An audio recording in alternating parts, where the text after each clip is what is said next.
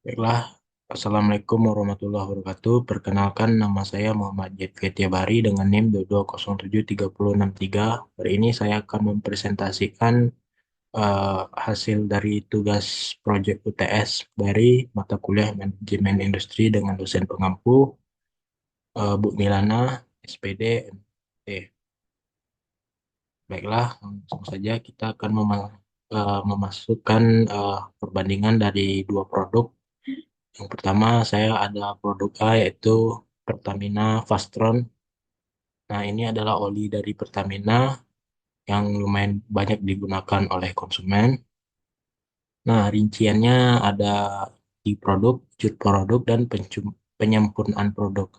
Nah, inti dari produk ini adalah kinerja yang optimal, low efisiensi bahan bakar yang baik, ramah lingkungan, dan cocok untuk mesin-mesin terbaru sekarang. Nah, wujud produknya itu tersedia dalam bentuk oli dengan beberapa varian sesuai dengan spesifikasi mesin yang akan dituju. Oli ini hadir dalam kemasan botol plastik dengan ukuran yang bervariasi. Ada yang 1 liter hingga 5 liter. Nah, untuk penyempurnaannya yaitu teknologi nanoguard, di mana ini teknologi yang menggabungkan bahan sintetis yang full, tidak setengah-setengah, dan memiliki kualitas yang sangat baik. Lalu penyempurnaan dalam standar global, di mana oli ini telah sampai ke mancanegara atau telah diekspor ke berbagai negara. Nah, penyempurnaan produk selanjutnya itu ini juga dikembangkan untuk kendaraan listrik maupun hybrid. Lalu juga tersedia untuk beberapa varian khusus untuk mobil premium. Nah, sedangkan yang produk B kita menggunakan oli dari perusahaan Shell. Nah, ini adalah pesaing utama Fastron atau produk yang pertama tadi, itu produk dari Pertamina. Nah, Shell sendiri menggunakan teknologi Perplus, sedangkan Pertamina tadi bisa kita lihat eh, menggunakan nanoguard, sedangkan Shell ini menggunakan Perplus. Ini memproses gas alam menjadi pelumas yang menghasilkan oli dengan kebersihan tinggi. Ini banyak digunakan mobil konvensional dan mobil modern, termasuk mobil sport dan mobil yang premium. Nah, inti dari produk B atau produk sel ini yaitu sama-sama kinerja optimal. Namun, di sini bisa kita lihat inti produknya juga bisa membersihkan mesin, tidak hanya sebagai pelumas mesin. Nah, oli ini sangat baik bekerja pada performa suhu yang ekstrim, di, seperti di bawah minus di bawah 0 derajat atau di bawah titik beku. Nah, ini juga meningkatkan efisiensi bahan bakar.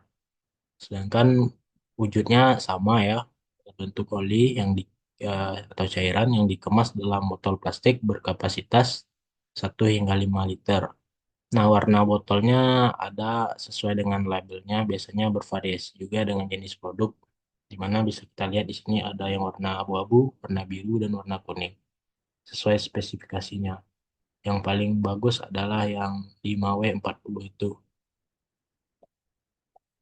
Nah, masuk ke strategi dari positioning produk Pertamina atau produk A yang pertama tadi, yaitu Pertamina Fastron diposisikan sebagai pelumas mesin dengan performa tinggi yang cocok dalam berbagai jenis kendaraan modern, termasuk mobil mewah, sport, dan mobil dengan teknologi terkini seperti turbocharger dan hybrid.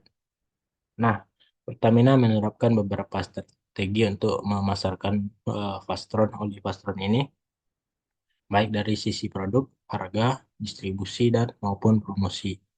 Nah, ini ada beberapa contohnya, yaitu dari segi-segi yang telah disebutkan tadi, itu pengembangan teknologi dan varian produk, di mana Pertamina menggunakan teknologi nanoguard untuk salah satu strateginya untuk mengangkat daya saing produk, terutama di segmen premium. Teknologi ini memberikan perlindungan ekstra terhadap keausan mesin. Lalu, strategi yang kedua ada varian untuk segmen yang berbeda. Nah, Pertamina Fastron memiliki beberapa varian seperti Fastron Platinum, itu yang paling bagus untuk sport dan premium. Fastron Gold untuk kendaraan mewah. Lalu Fastron Techno untuk teknologi injeksi dan turbo kendaraan-kendaraan menggunakan teknologi tersebut. Nah, Pertamina di sini menggunakan strategi harga yang kompetitif di segmen premium. Meskipun sebagai produk premium, Fastron tetap ditawarkan dengan harga yang lebih kompetitif atau lebih murah dari pelumas yang produk E atau sel helix tadi. Nah, lalu eh, strateginya yaitu jaringannya sangat luas di Indonesia, di mana hampir di segala tempat ada Pertamina, dan juga Pertamina juga memonopoli ya untuk bidang energi yang ada di Indonesia.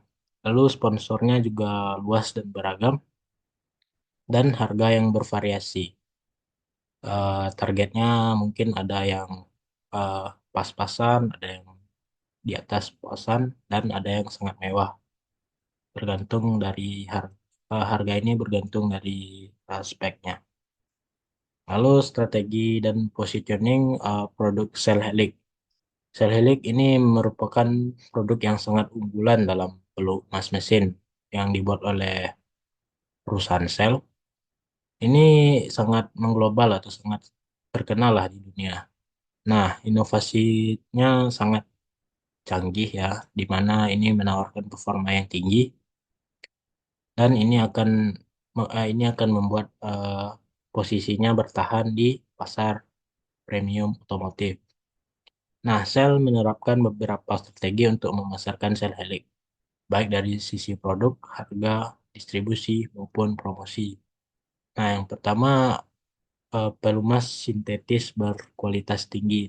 Nah, seperti yang ada pada Pertamina, sel Helix juga menggunakan teknologi yang dinamakan Pure Plus. Nah, ini dipromosikan sebagai oli sintetik bekerja tinggi yang berasal dari gas alam dan memberikan kebersihan dan perlindungan mesin yang superior dibandingkan pelumas berbasis minyak mentah lainnya. Lalu untuk perlindungan mesin ini sel helix diposisikan dengan teknologi injeksi langsung, turbocharger dan mobil berperforma tinggi. Nah, untuk harga di sini memang untuk kualitas premium dan harganya juga premium. Sel helix difokuskan pada segmen premium dengan harga yang lebih tinggi dibandingkan dengan produk pelumas yang lainnya. Ini karena teknologi canggih yang ditawarkan serta manfaat peningkatan efisiensi bahan bakar pelindungan mesin yang lebih baik. Nah, pada ini s- strategi lainnya itu jaringan distribusinya yang telah internasional, tak hanya di Indonesia saja, dan juga bermitra dengan eh, produsen otomotif seperti BMW dan lain-lain. Nah, eh, juga Shell juga disponsor oleh pada ajang balap seperti F1. Nah, ini merupakan strategi yang bagus juga dari Shell. Lalu ada strategi lainnya yaitu testimoninya berasal dari orang profesional seperti pembalap profesional. Nah, ini untuk menambah kepercayaan konsumen terhadap kualitas produk ini. Nah, inovasi dalam life cycle dari produk A atau Pertamina Fastron. Nah, pada awalnya Pertamina Fastron hadir sebagai pelumas mesin dengan target pasar yang sangat luas, mulai dari kendaraan umum hingga mobil mewah dan mobil sport. Produk awalnya itu menggunakan teknologi pelumas konvensional yang berbasis minyak mineral dan semi sintetis yang cocok untuk mobil harian. Nah, lalu Pertamina melakukan inovasi seperti teknologi nanobar, yaitu memberikan perlindungan ekstra terhadap gesekan dan kaos mesin, lalu pelumas sintetis penuh, yaitu Fastron yang platinum dan Fastron Gold yang diperkenalkan untuk memenuhi permintaan pelumas berbasis sintetis yang penuh. Nah, yang tidak setengah-setengah lagi. Nah, ini akan tahan lama dan memiliki viskositas yang stabil dan ramah lingkungan tentunya. Lalu inovasinya juga untuk mobil hybrid. Nah, serta ekspansi yang keempat inovasinya adalah ekspansi global dan strategi pemasaran digital, di mana telah mendapatkan sertifikasi internasional dari produsen mobil seperti Mercedes-Benz dan BMW. Ini memungkinkan ekspor ke pasar luar negeri. Nah, inovasi-inovasi di atas membantu Pertamina Vastron untuk tetap relevan di pasar otomotif yang berubah dan memperpanjang PLC atau masa hidup produk atau produk life cycle dengan memasuki segmen-segmen baru dan mengatasi tren teknologi. Nah, selanjutnya ada cell helix. Nah, ini pelumas mesin berbasis minyak mineral dan semi sintetis juga. Nah, dirancang untuk memenuhi kebutuhan mesin kendaraan umum. Khusus utamanya adalah perlindungan mesin dan kinerja yang baik untuk mesin harian. Nah, itu dulu. Lalu Shell melakukan inovasi seperti teknologi Plus, di mana sebuah teknologi revolusioner yang mengubah gas alam menjadi pelumas sintetis penuh. Ini menghasilkan oli yang lebih murni dengan kemampuan untuk menjaga kebersihan mesin lebih baik dan memberikan perlindungan pada suhu tinggi dan suhu yang rendah. Lalu ada inovasi active cleansing teknologi, di mana memastikan bahwa oli sel helix tidak hanya melumasi mesin, tetapi juga secara aktif membersihkan kotoran dan endapan yang bisa merusak mesin. Lalu ada adaptasi untuk kendaraan hybrid juga, sama seperti Pertamina juga beradaptasi untuk kendaraan hybrid. Nah, yang keempat, ekspansinya yang dan strategi pemasarannya yang sangat baik, di mana dia bermitra dengan tim Ferrari di ajang Formula One sebagai bagian dari strategi pemasaran globalnya. Shell menggunakan ajang balap mereka untuk menampilkan kemampuan mereka, produk mereka dalam kondisi ekstrim. Nah, inovasi Sport Plus teknologi, active cleansing, fokus pada kendaraan hybrid dan listrik, serta strategi pemasaran yang motorsport membantu Shell Helix tetap kompetitif di pasar yang terus berkembang dan memperpanjang produk life cycle dengan memasuki segmen baru dan memperkuat posisi di segmen premium. Nah, ada beberapa hal yang dilakukan produsen untuk mendapatkan kepuasan konsumen, itu kinerja atau performance. Produsen memastikan bahwa produk atau layanan berfungsi dengan baik sesuai harapan dan spesifikasi yang dijanjikan. Kinerja optimal membuat konsumen puas karena produk bekerja sesuai kebutuhan mereka. Lalu ada keandalan atau reliability. Nah, produsen fokus untuk membuat produk yang bisa diandalkan yang artinya jarang mengalami kerusakan atau kegagalan dalam jangka waktu yang lama. Produk yang bisa diandalkan memberikan rasa aman dan kemuasan kepada konsumen. Lalu ada daya tahan atau durability. Daya tahan produk juga menjadi prioritas dengan memastikan produk bisa digunakan dalam waktu yang lama tanpa perlu sering diganti atau diperbaiki. Ini memberikan nilai yang lebih dan mengurangi biaya jangka panjang bagi konsumen. Lalu ada kesesuaian dengan spesifikasi atau conformance to specification. Nah, produsen memastikan bahwa produk sesuai dengan spesifikasi yang diiklankan atau dijanjikan. Hal ini penting untuk memenuhi ekspektasi konsumen sehingga mereka mendapatkan apa yang dijanjikan. Lalu ada daya tanggap atau responsif. Nah, produsen memberikan layanan pelangganan yang cepat dan responsif, terutama dalam menangani masalah atau keluhan. Nah, layanan purna jual yang efisien memastikan konsumen merasa didukung dan meningkatkan kepuasan mereka secara keseluruhan.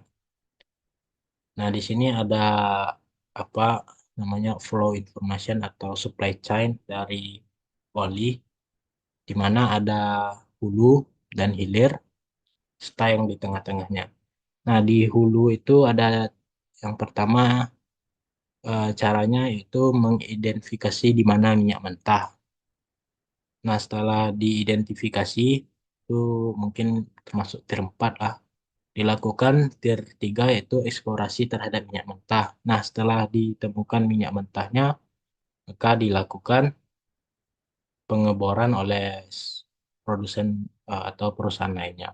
Nah, setelah dibor, nah produk akan didapat dan akan dilakukan ekstraksi. Nah, hasil minyak ini akan ditransportasi ke penyimpanan sementara untuk minyak mentah. Nah, minyak mentah inilah yang digunakan untuk membuat oli dengan dikirim ke downstream atau ke hilir, di mana yang tier pertamanya adalah eh, factory lubrikan atau pabrik untuk pelumasan. Nah, saya lupa di sini tier 3 itu exploration di upstream, tier 2 itu drilling, dan tier 1 itu production dan extraction. Nah, setelah dari tier 1 atau pabriknya, itu akan dikumpulkan dulu atau disimpan pada gudang. Nah, setelah di gudang, gudang itu tier 2, lalu didistribusikan oleh distributor itu tier 3.